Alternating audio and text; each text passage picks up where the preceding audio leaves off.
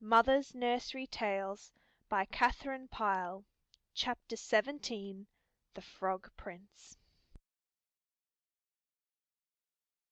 There was once a king who had one only daughter, and her he loved as he loved the apple of his eye.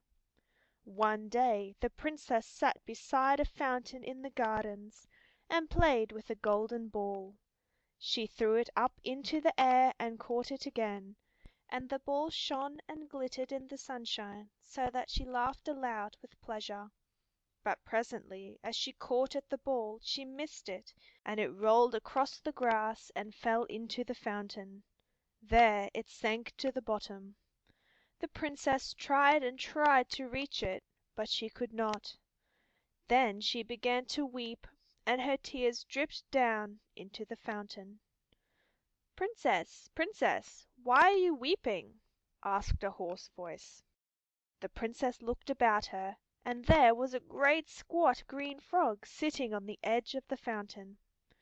"I am weeping, Froggy, because I have dropped my ball into the water and I cannot get it again," answered the princess. "And what will you give me if I get it for you?" "Anything in the world, dear frog, except the ball itself." "I wish you to give me nothing, Princess," said the frog. "But if I bring back your ball to you will you let me be your little playmate? Will you let me sit at your table, and eat from your plate, and drink from your mug, and sleep in your little bed?" "Yes, yes!" cried the princess. She was very willing to promise, for she did not believe the frog could ever leave the fountain, or come up the palace steps. "Very well, then that is a promise," said the frog, and at once he plunged into the fountain and brought back the ball to the princess in his arms. The little girl took the ball and ran away with it without even stopping to thank him.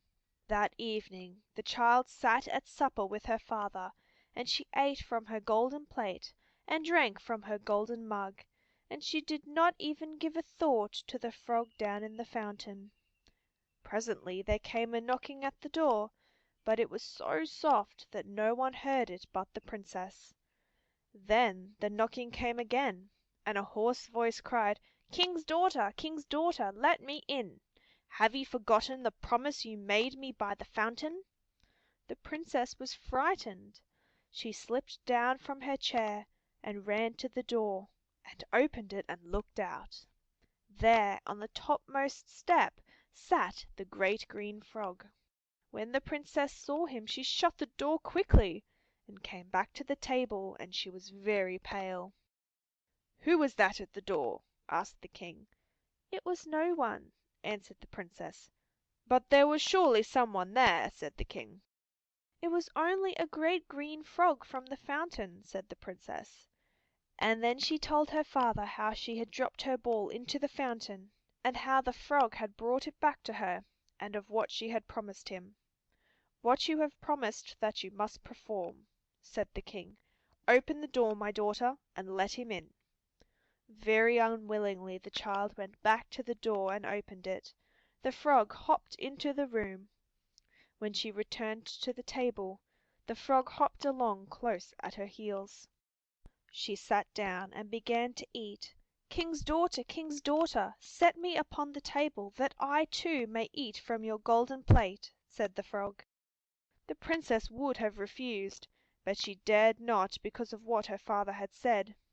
She lifted the frog to the table, and there he ate from her plate, but she herself could touch nothing. "I am thirsty," said the frog. "Tilt your golden mug, that I may drink from it." The princess did as he bade her, but as she did so she could not help weeping, so that her tears ran down into the milk.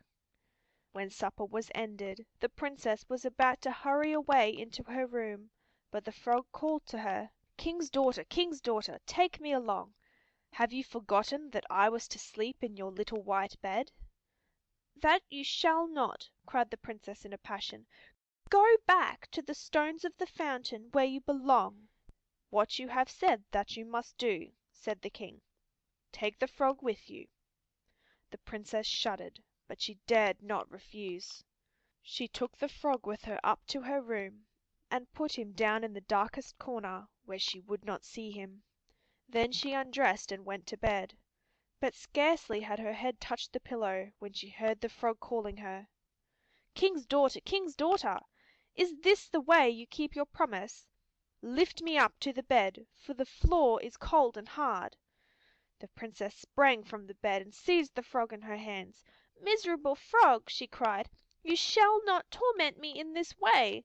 So saying she threw the frog against the wall with all her force.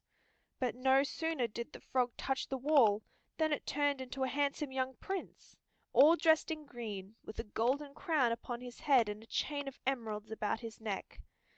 The Prince came to her and took her by the hand. "Dear Princess," said he, "you have broken the enchantment that held me. A cruel fairy was angry with my father, and so she changed me into a frog and put me there in the fountain. But now that the enchantment is broken we can really be playmates, and when you are old enough you shall be my wife." The Princess did not say no. She was delighted at the thought of having such a handsome playmate, and as for marrying him later on, she was quite willing for that too. So the Prince stayed there in the palace, and the King was very glad to think he was to have him for a son in law, and when he and the Princess were married there was great rejoicing and feasting through all the kingdom. The Prince, however, was not willing to stay away from his own kingdom any longer. He said he must return to see his old father. One day a handsome golden coach drawn by 8 white horses drove up to the door. It had been sent by the Prince's father to fetch him home again. Upon the box rode the faithful servant who had cared for the Prince when he was a child. When the Prince had been carried away by the fairy this faithful servant had grieved so bitterly he had feared his heart would break. To keep this from happening he had put 3 great iron bands around his body. The Prince and the Princess entered the coach, and away went the horses. They had not driven far, however, when a loud crack was heard. "What is that?" cried the Princess. "Surely something has broken." "Yes, mistress," answered the faithful servant. "It was a band that bound my heart. My joy hath broken it apart." They drove a little farther, and then there came another crack, even louder than the first. "Surely the coach is breaking down," cried the Prince.